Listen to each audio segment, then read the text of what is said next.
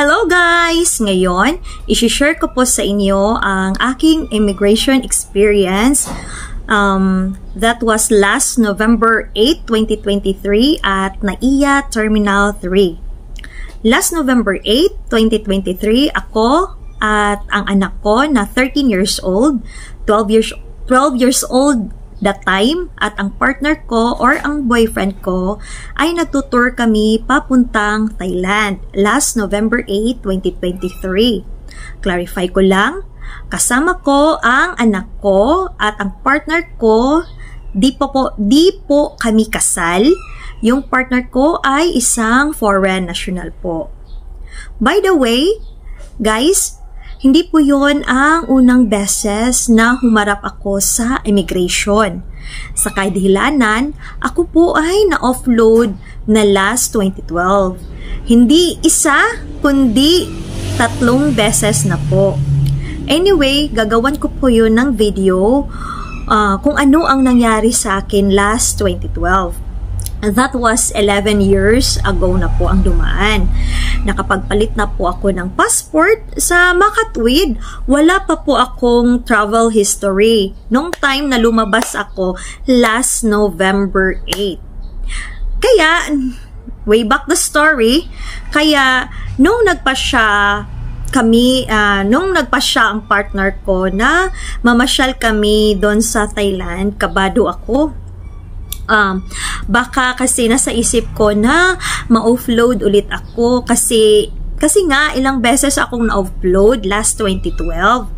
Takot ako na masayang ang pera, masayang ang oras, masayang ang panahon. Anyway, to make the story start, ang sabi ng partner ko, matagal na yon at iba na daw yung sitwasyon mo ngayon.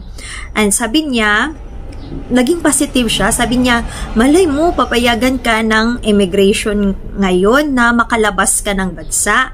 So, napaisip-isip ko, sige, try na lang natin. At saka, wala namang mawawala. Maraming mawawala, of course.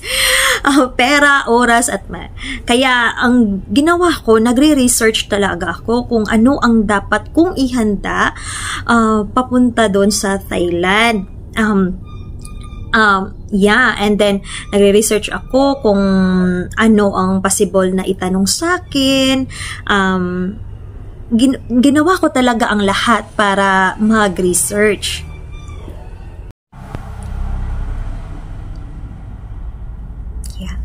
Mga tanong guys, mahigpit ba sa akin ang immigration? Nakita ba nila ang offload record ko dati? Natanong ba ng immigration ang offload record ko dati? At ano-ano ang mga dokumento na hinahanda ko? Ano-ano ang mga tanong sa akin ng immigration? Anyway guys, kung gusto nyong malaman, just stay lang kayo on this channel. Ito na guys, start na po tayo sa pag-book ng ticket. Nabook ko pala ang ticket last April 2023 via Cebu Pacific through credit card ko po. Kasi may napanood po ako na mas approve sa immigration kung malayo pa nabili ang ticket. Meaning, napaghandaan talaga. So, yung flight namin is November 8, 7:20 in the morning. Sabi daw, dapat 4 hours before your time, dapat nasa airport ka na. Sa isip ko, dapat maaga tayo para kung magka-aberya, baka masolusyonan pa. So, sa sobrang kinakabahan ko guys, alas 12 pa lang nasa airport na kami. So, alas 12 ng umaga. Sabi ng partner ko, ba't ang aga natin? Sabi ko naman, mas mabuti na yung maaga kako. Kasi, kaya nga sabi ko, baka magka-aberya, baka masolusyonan pa. So, ayun na. Nung nasa airport na kami, nagbayad na kami ng travel tax. kami lang dalawa ng anak ko, di kasama yung partner ko kasi foreign national daw. I forgot, 1,600 yata. So, sabi, di daw kasama yung partner ko kasi foreign national daw. Sabi, may accumulated days daw yung pagstay saka makabayad ng travel tax. Kakarating lang niya nun. That time, nung pagkabayad na namin, since wala po kaming check and baggage, or sadyang di kami nagdala ng madami. Kasi may napanood din ako ng video, sabi, as much as possible, kung magtutour ka, dapat hand carry lang ang mga ganoong forma. Kasi maghihinala daw yung immigration kung madaming dala. So, ayun, konti lang yung dala namin, hand carry lang. Merong bag, tapos, hand carry lang. Sabi ko sa isip ko, kung wala lang talaga akong offload a record dati last 2012, di naman siguro ako kabahan ng sobra. Pero sabi ko, may record ako last 2012. So, yung kaba ko guys, yung sobra talaga. Hindi ko ma-explain bakit sobrang kaba ko talaga. Noong pagkatapos ng bayad ng travel tax, nagtanong na kami sa guard, saan pagkatapos ng pagkabayad ng travel tax. Sabi ng guard, ma'am, immigration na daw. So, ayun na naman. Sobrang kaba ko, guys. Ayun na naman. As in, di ko talaga maintindihan. Parang akong naiihi or ako parang nagfa-flashback sa akin ang mga nangyari sa akin last 2012. Ayun, immigration na guys. So, sa immigration, may dalawang way doon. Foreign at saka local. Doon sa, una naming nakita is doon sa foreign. So, doon sa foreign, walang katao-katao. As in, walang tao talaga.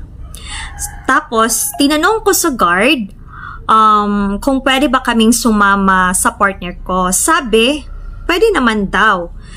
Hinanapan kami ng ID ng guard at hinanapan din kami yung e-travel and of course, yung boarding pass po namin. By the way, nung pagbayad namin ng travel tax, nagsi-self-check-in na din kami doon sa baba. So, ayun na. Nung ayos ng paglakad namin, anak ko, ako, at saka yung partner ko. So, nauna yung anak ko, followed ako, at saka yung partner ko.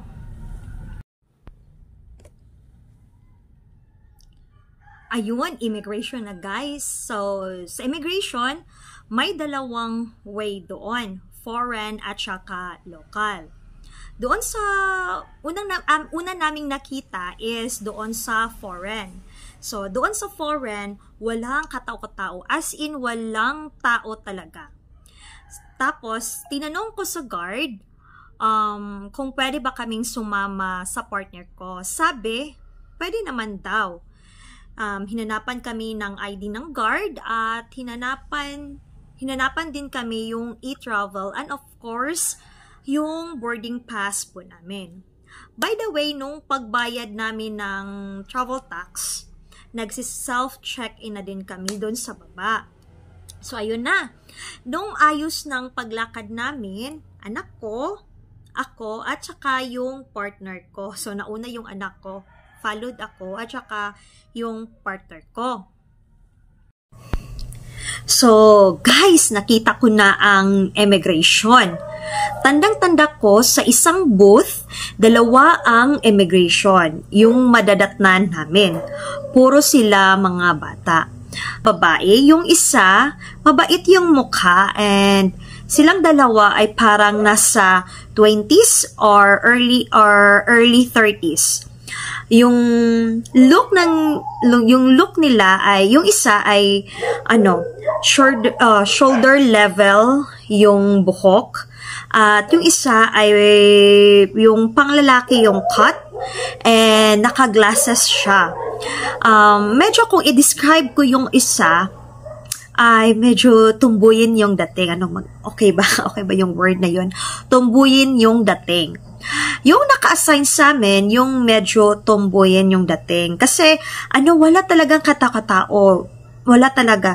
Yung pagpasok namin, kasi yun, 12 a.m. in the morning. So, morning na kasi dapat 7 a.m. yung flight namin. Yung flight namin is 7 a.m.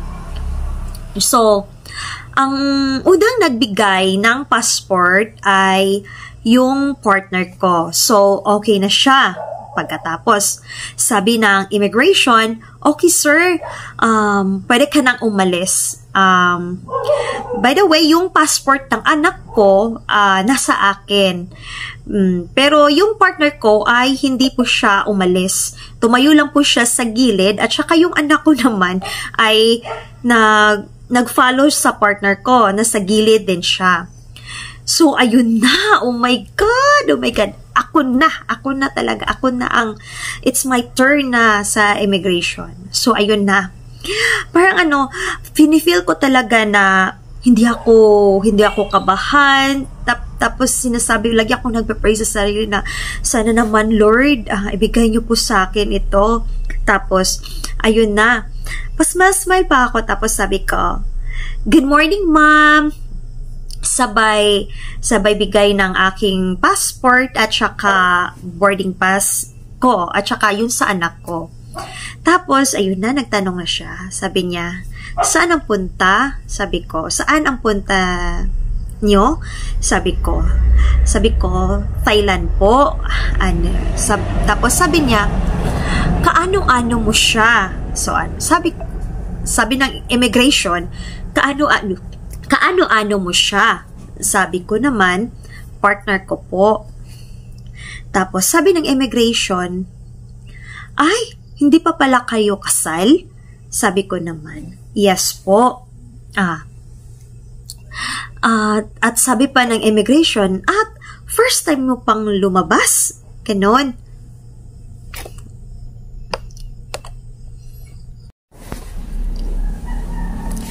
So, ayun na guys. Yung kagba ko guys, parang kaharap ko na yung immigration.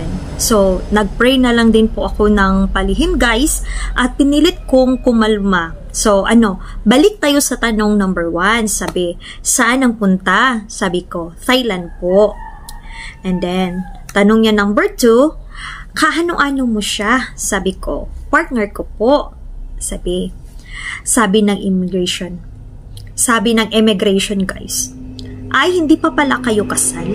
Sabi ko, yes po, hindi pa po. So, sabi ng immigration guys, at first time niyo po palang lumabas ng bansa? Sabi ko, opo. So, sabi ng immigration, nakapag-travel na po ba kayo dito sa Pinas together, ma'am? Sabi ko, yes po ma'am. Sabi ng immigration, saan? Sabi ko, mabait naman siya, parang approachable siya magtanong ng question. Sabi ko, Camiguin, Cebu, Davao, at Manila po. Tapos sabi niya, ay ma'am, may picture po ba kayo nung nag-travel kayo? Sabi ko, yes po. Sabi niya, ay ma'am, patingin po ng picture nyo nung nag-travel kayo at saka patingin na din po yung mga picture nyo together. So, ayun na. Ako na si handa, nilabas ko na. Pinakita ko niya sa kanya yung isang file ko. Ito guys, nilabas ko guys. Isang garine, yung proof of relationship po namin ng partner ko. Kinumpile ko from the year. Patingin dito tayo. So, ito yung proof of relationship ko, guys. Nilagay ko siya dito sa isang portfolio or clear book. So, pag open nyo dito, guys, nilabas ko, may kinumpile ko talaga. Sobrang compile ko. yung may random video call dito, screenshot from 2020 to 2023, random shots, logs, screenshot 2020 to 2023, picture together with my son, Paul Rolex, family, friends, Facebook posts, random call logs, first conversation together, and even though my PayPal remittance. So this one guys, ito yung binigay ko na sa kanya. Ito yung binigay ko sa immigration guys. Para year 2020, 23, this one, 23, November. Ito yung mga screenshot ng convo namin. Piniprepare ko talaga to guys. Nag-start akong mag-compile nito last April pagkatapos ng mabook yung mabook yung ticket namin. So ayun na guys, nung pagkakita na nila, nag-smile sila nung pagkakita nila nito. Ayun na nga, kinuha na nila to, kinuha talaga nila. Tapos nag-smile sila, tapos sabi pa nila na, ay hindi handa si ma'am So, ganoon. Tapos, after that, sabi ng immigration, another tanong ng immigration, sabi niya, ay ma'am, patingin po ng accommodation. Ayun. Tapos, aside sa garinig guys, meron akong ganito, proof of relation. Naghanda din ako ng ganito. Ito siya. Ito siya guys. So, pakitaan ko kayo. So, ito yung hinanda ko guys. I don't know if makita nyo. Ito na nakagarini siya. So, ginanyan ko, returning ticket, itinerary, birth certificate ng bata sa akin, tapos yung address ng partner ko, tapos yung iba, marami dito guys, as in, ang dami kong hinahanda. Tapos yung mga certificate niya dun sa UK, hinanda ko rin. Tapos, guys, naghanda ako ng garinig. Affidavit of support and guarantee since he will be our sponsor that time on travel. So, pumunta pa ako sa abogado para pagawa ng ganito. Affidavit of support and guarantee. Pero hindi ito hinahanap nila. Hindi yan hinanap sa akin. Affidavit of support and guarantee. And then, may ginawa pang abogado Affidavit of support and consent sa anak ko. Tapos, ito yung accommodation namin. Tapos, balita ko kasi dati, kailangan pa mag-CFO. Kasi, then, noon time na yun, hindi na mag-CFO, hindi na need ang mag-CFO kung hindi naman kami mag-migrate doon. Tapos, yung insurance namin, nakabukod na dito. Yeah, even yung property ng partner ko dun sa labas nila, final ko na. Tapos yung mga certificate, tapos ano ko, may bank statement pa ako, may bank certificate, may Senomar, tapos yung yung lupa namin nabili, sinali ko na tapos yung ganon, yung boarding pass ng partner ko nung pagdating dito. Tapos yung nag-prepare din ako ng DTI ng munting babuyan ko. Yeah. Dito. Tapos yung anak ko, yung school niya, kinunan ko ng certificate of enrollment. Yep. Ito guys, nakalagay ito dyan. So guys, ano na yun? So balik tayo sa accommodation. So ito na, yung garin na, pinaganon ko lang yung accommodation, sabi ko. Kasi nakaganito siya. Tapos binigay ko yung kopya ng accommodation, nakalagay dito. Tapos sabi niya, tapos bumalik siya sa picture.